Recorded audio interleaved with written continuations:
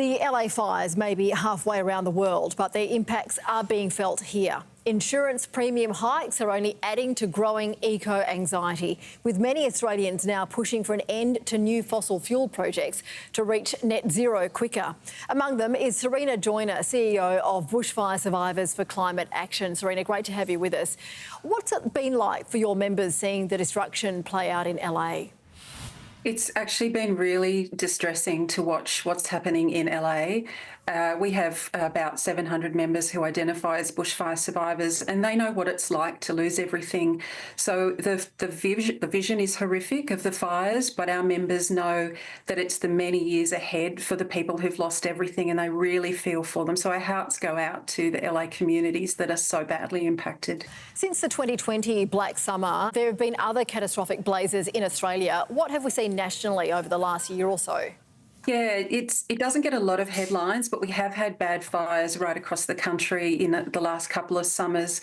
And incredibly, some of those fires have reburnt the same areas as fires that burnt in 2020.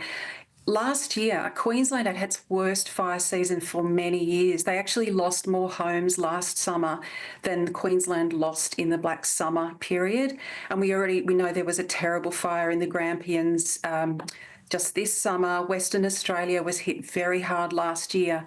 So we still are seeing bad fires, just we haven't seen the scale of Black Summer. And I think that has made us a little immune in the East Coast in particular to just not notice that other states have been really badly hit. Now, you often hear people say, but you choose to live in the bush.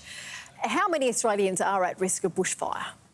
Yeah, it's going to surprise many people to hear. Domain put out a report last year that estimated that almost 50% of Australian homes are subject to bushfire risk, to some level of bushfire risk.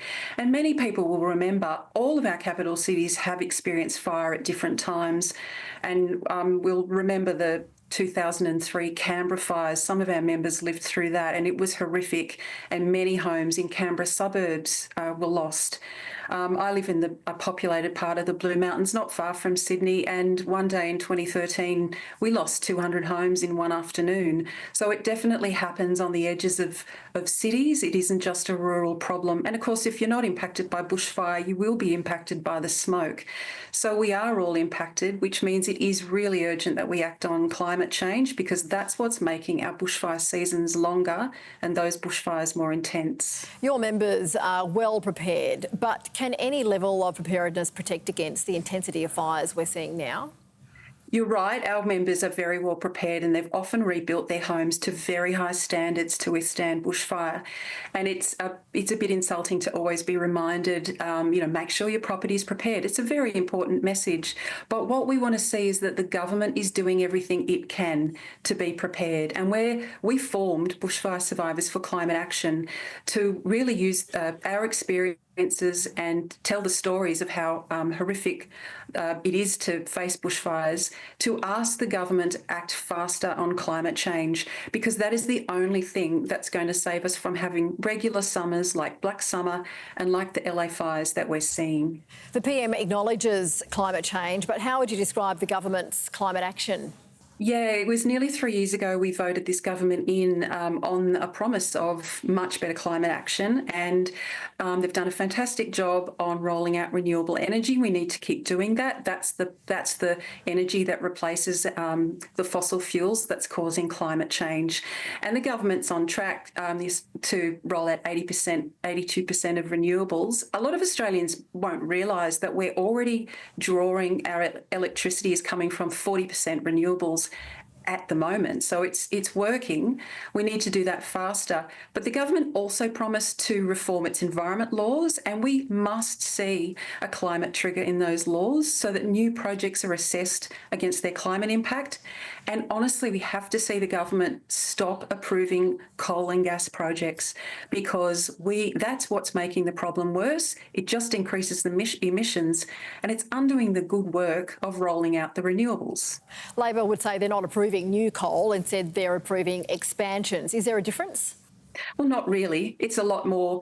It's a lot more coal and gas in the system, more than we need, and it is more carbon emissions. And the 4 coal mine projects that were approved just before Christmas together will produce over their lifespan more than double Australia's annual emissions. So that's just pouring petrol on the fire, and we've got to stop doing that. The major parties seem to be in election mode, with an election coming in the next few months or so. What is the coalition offering? I think we're all well aware that the coalition is now talking about nuclear. It's great to hear them still talking about net zero by 2050, but they're missing the message, which is that we have to act as fast as possible. We're actually in the middle of the critical decade to act on climate, and frankly, these fires are just another reminder of how urgent that is. The climate has already changed. Australia is on the front line of climate change. We can't afford to wait till 2040 or potentially beyond for the possibility of nuclear.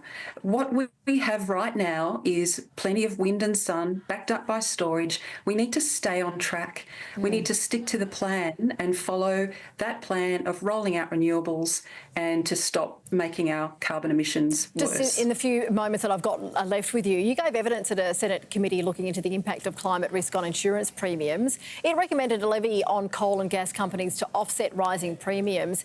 How would that work? Yeah, it's a fantastic idea, just really interesting, and it's been taken very seriously by quite a number of states in the US.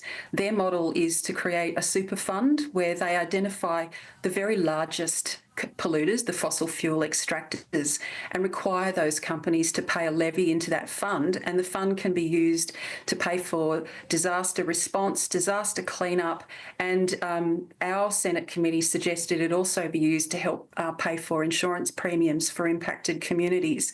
These companies in Australia, they're often overseas owned. They are taking our resources almost at no cost. They pay very little tax. They're making super profits, and yet the product that they're producing is creating pollution that is making us unsafe, and it's only going to get worse until we curb those emissions. And I think it's only fair that those companies actually contribute to paying for the disaster response and cleaning up the mess. All right, thank you very much, Serena Joyner. I appreciate your time.